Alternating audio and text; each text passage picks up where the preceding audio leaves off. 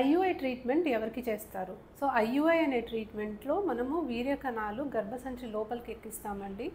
So ఆడవాళ్ళకి అండాశయం నుంచి అండం పెరిగి విడుదలయ్యే టైంకి భర్త కణాలని తీసుకొని ప్రాసెసింగ్ చేసి గర్భసంచి లోపలికి పంపిస్తాం.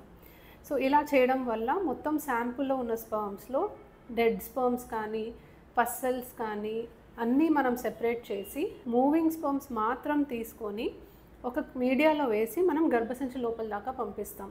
ఇలా చేయడం వల్ల ఎగ్ రిలీజ్ అయ్యే టైంకి స్పర్మ్స్ ఎక్కువగా అందుబాటులోకి ఉంటాయి కాబట్టి ప్రెగ్నెన్సీ వచ్చే ఛాన్సెస్ పెరుగుతాయి. సో ఐయుఐ ఎవరికి చేస్తాం?